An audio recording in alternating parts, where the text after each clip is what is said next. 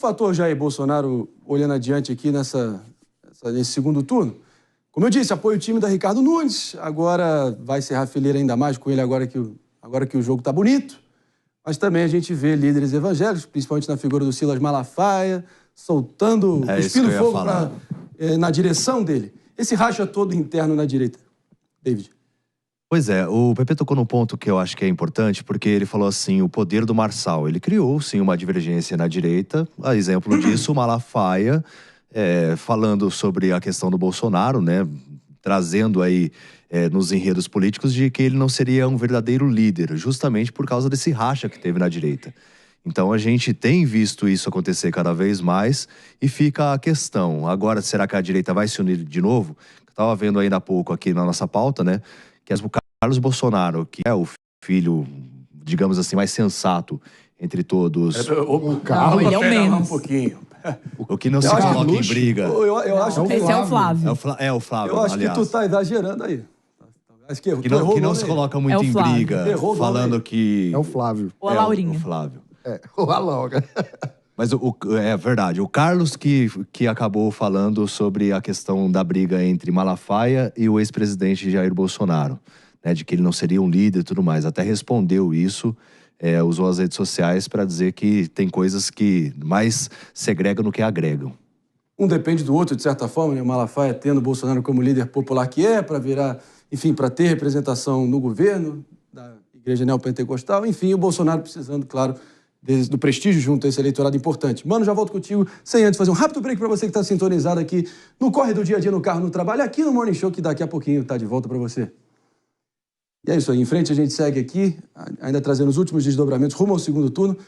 Mano, Bolsonaro, pela sua postura errática, foi se esvaziando do ponto de vista político. O governador Tarcísio sai muito maior desse processo eleitoral, sem ter rompido com Bolsonaro, mas com a postura de independência, ou seja, contrariando a recomendação explícita de Bolsonaro de que Tarcísio não se envolvesse tanto na campanha do atual prefeito Ricardo Nunes.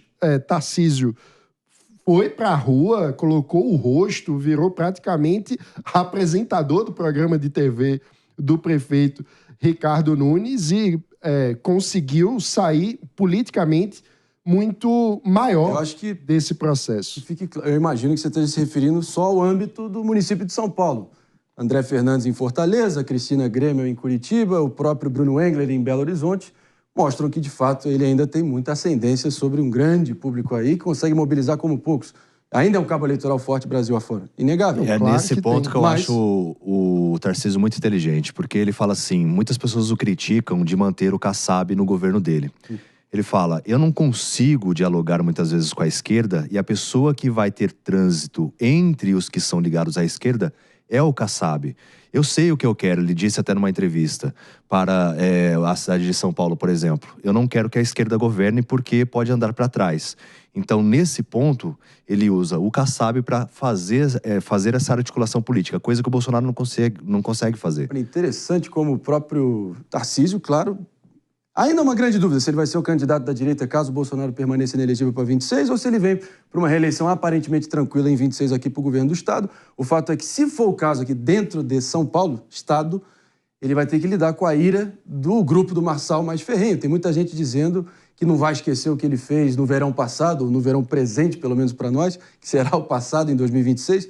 Muita gente lembrando a frase que ele falou, que o Brasil, se fosse um país sério, teria Pablo Marçal preso, e usando isso até como uma possível vingança ali no futuro, e ele contando, claro, que o brasileiro tem memória curta. É por aí, Jess? Sim, mas aqui eu acho que a gente tem que avaliar que em São Paulo ele apostou bem, apostou certo. Na hora mais difícil, ele não soltou a mão do Nunes, foi um aliado de peso, e agora, até ontem estava com algumas pessoas que me contaram esse bastidor, que a próprio Nunes não está vendo, assim, com o Bolsonaro agora é super necessário. Não é, porque esse público, na perspectiva deles, já vai votar nele. E quem foi o grande nome por trás da articulação e que bancou o Nunes de fato foi o governador Tarcísio. Então ele sai muito grande com o prefeito de São Paulo, lhe devendo um grande favor em termos de confiança e credibilidade. Então eles formaram um vínculo bem forte em termos de política, assim, um bom caso. Mas pelo Brasil você está corretíssimo. É inegável o poder político e o poder de articulação do Jair Bolsonaro. Em Belo Horizonte, ele deu uma surra. Em Goiânia, ele conseguiu, a contragosto, pegar um candidato de 5% com a ajuda do Gustavo Gayer, um deputado federal, e levar para 40% contra o governador Ronaldo Caiado. Então, assim, as configurações pelo país, até Fortaleza, que tradicionalmente a direita não sai muito bem, ele conseguiu estar com o André Fernandes também em primeiro lugar. Isso se repetiu em vários locais no Brasil inteiro. Curitiba, inclusive, talvez um dos melhores casos foi direita e direita. Foi um candidato apoiado pelo presidente Bolsonaro, o Eduardo Pimentel, e uma candidata que tinha um vídeo com o Bolsonaro ali no final, que é a Cristina Grêmio. Então, assim, em termos políticos, ele tem muita força e destreza, sim. Mas, a dúvida é se é fruto de articulação propriamente ou se é mera identificação e lealdade à causa desse séquito. Lealdade. Eu vejo muito mais essa segunda hipótese. Muito e mais. Acho que a aposta do governador Tarcísio não é pela falta de memória do povo, não. Pelo contrário. Eu acho que a aposta do governador Tarcísio é de que ele se garante como um líder maior do que o Marçal. E a aposta dele é basicamente no valor da ordem acima da desordem, como ele mesmo coloca. Então, acho que a grande aposta dele é que a construção ao longo do tempo, com consistência... Uma breve interrupção aqui, meu caro Mano Ferreira, só para anunciar que estamos de volta para você sintonizar aqui no Morning Show. A gente segue adiante aqui, programa agitado nessa terça-feira, sua dose matinal de informação e entretenimento, e a gente analisando os diferentes personagens nesse tabuleiro político à direita, né? Todos os peões, os bispos, os cavalos, os reis e as rainhas, enfim. A gente está analisando como é que ficam essas peças olhando adiante, muita coisa envolvida. Queria só trazer o fator Nicolas Ferreira também. Fez a campanha de boicote ao PSD. PSD ainda assim prevaleceu como disparado partido com o maior número de prefeituras Brasil afora. E ele também fez aquela analogia, né, que acabou norteando o voto de muita gente aqui em São Paulo, entre um copo onde você sabe que tem veneno e outro que não tem. Minto. Você não tem... Como é que foi a analogia do copo do veneno? Me salva aqui. Não, entre um copo que você sabe que tem veneno e o outro você tem dúvida, você vai tomar qual? Entendeu? E aí, claro que ele fazendo a analogia entre o Marçal, sendo a dúvida, e o Nunes, supostamente o copo envenenado. E isso são palavras fortes. Agora é muito fácil também virar a chave e falar, não, mas agora é contra o Boulos e tá tudo certo, não é? Por aí, Pepe? Não, eu concordo, Marinho, com o que você colocou aqui. Agora tem um ponto que eu acho interessante colocar, é o seguinte, né? Tudo bem que, já dizia Maquiavel, né? Que o grande líder se faz pela virtude e pela fortuna, né? O Tarcísio teve mais sorte, tem mais fortuna do que virtude, né? Não dá pra você negar isso. Até que Traduz para pegar o médio aqui. Pra gente. Não, já falei. Fortuna é o acaso, fortuna é a sorte, né? E virtude são as condições intrínsecas da pessoa. Competência, Perfeito. Inteligência. Eu discordo da tua avaliação. Eu acho que o Tarcísio apostou na virtude, não na fortuna. Mas vai lá. Não, o resultado das eleições de São Paulo aconteceram da forma como se deu por conta de um acaso, né?